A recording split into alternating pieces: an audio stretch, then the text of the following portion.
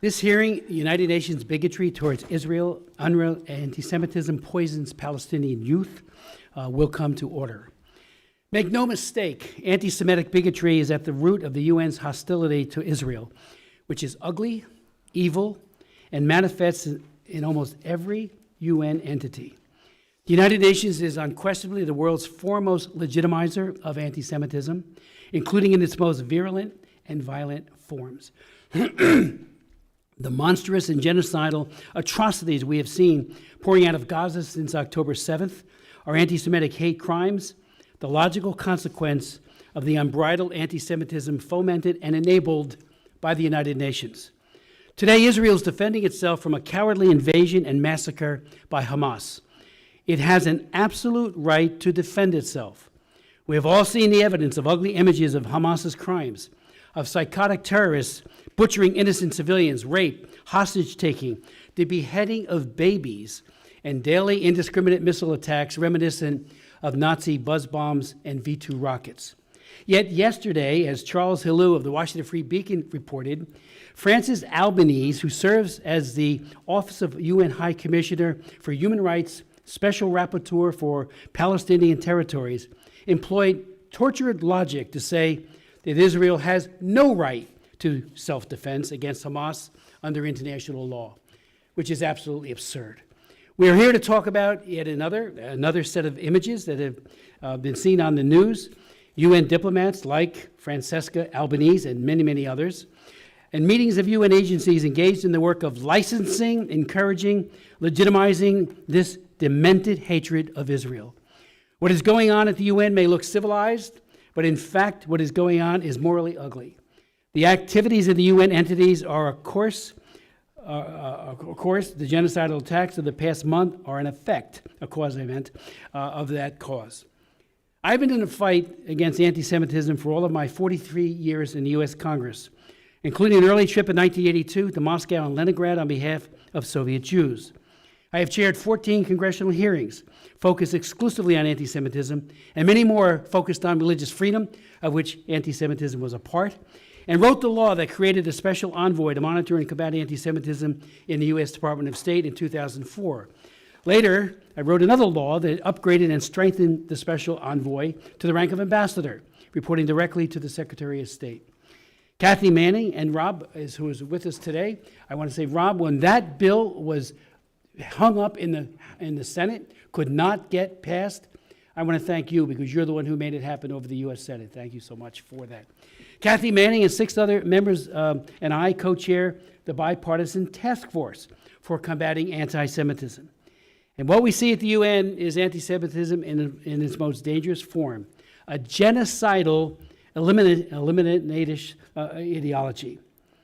At a hearing I chaired in June of 2004 and at the OSCE Berlin conference, Natan Sharansky powerfully articulated his incisive 3D test for identifying anti-Semitism as it relates to Israel, and said that it often hides behind a veneer, and this is his words, of legitimate criticism of Israel. He said, of course, if you want to be successful in the struggle against anti-Semitism as against any other evil, there must be moral clarity on the issue. What we are talking about. It is important to define the line between legitimate criticism of Israel and anti-Semitism.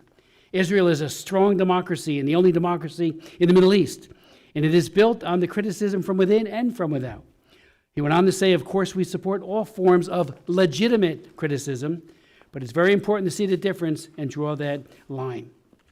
According to Natan Sharansky, who testified for the 3rd time before our subcommittee just as recently as June, his 3D test is nothing less than, the criticism of Israel is nothing less than anti-Semitic when it passes over into demonization of Jews and Israel, delegitimizing the Jewish state, or applying a double standard, that is one standard for Israel and one standard for every other country on the globe. A few words now about UN entities most involved in promoting anti-Semitism. UNRWA, the UN Relief and Works Agency, as we all know, was set up in 1949 to provide aid to refugees. 74 years later, it is still going, which is absurd in itself, since nearly every Arab nation will not permit the former to integrate into their societies. Why don't they welcome the Palestinians? They simply won't. UNRWA provides education in hatred of Jews for the vastly expanded number of children, grandchildren, and great-grandchildren of the original refugees. UNRWA's textbooks, curricula, summer camps, official media, and are all infamous incubators of hatred. Aspects of its propaganda are so twisted, and it's publicly available. You can read it. You go online and read what they have to say. They encourage children to martyrdom as suicide bombers. What a form of child abuse is that? To tell little kids to kill themselves and to blow up innocent people on buses and elsewhere throughout Israel. A joint report by UN Watch and Impact SC, and they are here both today, and I thank you, from March this year, carefully documents that, quote, UNRWA deliberately and systematically hires teachers who publicly praise Hitler, glorify terrorist attacks against Israeli children, and spread Goebbels-like conspiracy theories against the Jews. You can put your hands down. Why you support that kind of hatred towards Jews is unthinkable and unconscionable. A new Impact SC report just released exposes an absolutely deplorable fact. UNRWA staff celebrated Hamas's massacre. Similarly, Impact SC has published 3 reports analyzing, quote, hundreds of pages of teaching materials revealing that content glorifying terrorism, inciting violence, and promoting anti-Semitism is actually included in UNRWA's own materials created by UNRWA staff for UNRWA students, close quote. UN Watch has published many, many pages of documentation of over 100 UNRWA teachers and their Facebook pages inciting anti-Semitism and praise of jihadi terrorism, and it makes very, very grim reading. UN Watch has released a new report 2 days ago, on November 6th, documented how, quote, as soon as news of the horrific slaughter broke, which was live streamed on social media by some of the terrorists, United Nations Relief and Works Agency, or UNRWA, staff immediately celebrated and justified it on Facebook. Celebrated the slaughter of innocent people. As the report states, this is a symptom, and this is a quote from the UN Watch, of a much larger systemic problem, the fact that UNRWA hires anti-Semitic terrorist supporting staff in the first place, close quote. UNRWA bears a heavy moral responsibility for the perversity we saw performed by Hamas in its October 7th invasion of Israel. I would point out that in 2018, because of all this, President Trump ceased all funding to UNRWA. Regrettably, President Biden reversed that policy and has given UNRWA approximately $1 billion. Where are the strings? Where's the reform? Has not happened. The UN Human Rights Council is a hypocritical institution.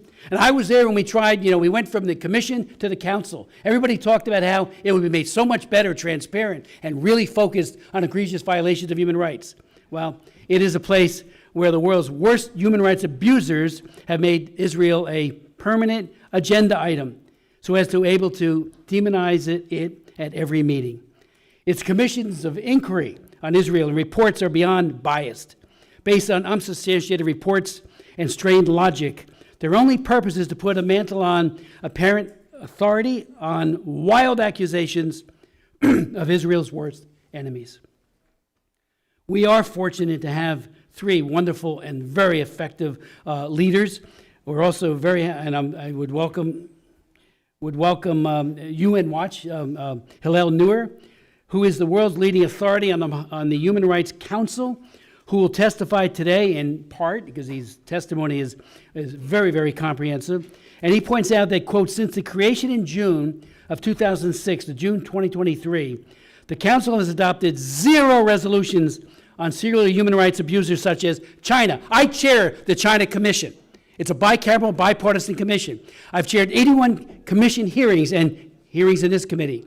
The egregious abuses committed by Xi Jinping are beyond the pale. You name it. Genocide against the Uyghurs, all of the terrible abuses, and yet crickets, nothing from the Human Rights Council. Again, going back to Hillel Neuer's statement, he points out 0 resolutions on abusers like China, Pakistan, Qatar, Saudi Arabia, Turkey, Zimbabwe, and Cuba. It adopted 2 condemnatory resolutions on Sudan, 3 on Venezuela, 12 on Eritrea, 14 on Iran, 16 on North Korea, 42 on Syria, and guess what? 103 on Israel. China, nothing. Israel, 103. It's absurd. Shockingly, Iran chaired the UN Human Rights Council Social Forum on November 2nd and 3rd. I mean, what is that all about? Put them at the helm as the chair of that forum. The UN General Assembly is infamous for annually adopting between 60 to 20 resolutions condemning Israel. Again, I thank Hillel Newers for his reporting on this. But an average of 12 country-specific resolutions on the rest of the world combined. That's incredible.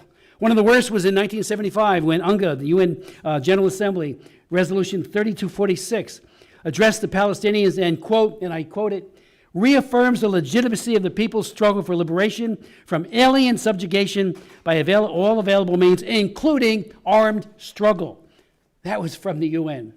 This was written to legitimize Palestinian terrorism and Hamas and other terrorist organizations, and they do it regularly, and it's cited regularly. It must be repealed, just as Zionism is racism resolution was repealed. And I remind members, and we went through this when we were on the floor discussing Hamas, read the Hamas Charter of 1988. Clearly, it talks about openly, aggressively killing Jews. It says Israel has no right to exist and needs to be eviscerated from the face of the earth. It's right there in black and white, and they're doing it. Why are we surprised? The UN Security Council has been, since October 7th, unwilling to condemn Hamas or to acknowledge Israel's right to self-defense. And we all remember, because again, I was here, when Yasser Arafat couldn't even come here because he refused to recognize Israel's right to exist. He gave them some very, very weak statement and then was allowed to come to the United Nations. But that Israel's right to exist has still not been accepted by so many at the UN. The UN Secretary General has done even worse, saying Hamas's atrocities did not happen in a vacuum, and then pointing to 56 years of suffocating occupation. Secretary General Antonio Guterres claimed he was not justifying Hamas, but in fact he is relativizing and excusing them. Thankfully, Israel has an ambassador to the UN, Gilead Erdan, who had the strength of character to call out the Secretary General. I would note, parenthetically, he was scheduled to be here today. He will come at a future hearing, but situation in New York required his presence there and could not make it. The relevant context for understanding Hamas's genocide atrocities is provided by the UN itself and its persistent, morally bankrupt policy of promoting anti-Semitic grievances and justifying anti-Semitic violence. Finally, there is a web of bodies dedicated solely to harming Israel. I mentioned one a moment ago with Ms. Albanese and her statements. The Special Committee to Investigate Israeli Practices affecting the Palestinian people. The Committee on the Inalienable Rights of the Palestinian People. They are funded by the General Assembly, which means we're funding them, and function solely as propaganda channels for anti-Semitism, grievances, and maligning Israel. There is no similar committee on any other country in the world. So again, I want to thank you. I'd like to yield to my very distinguished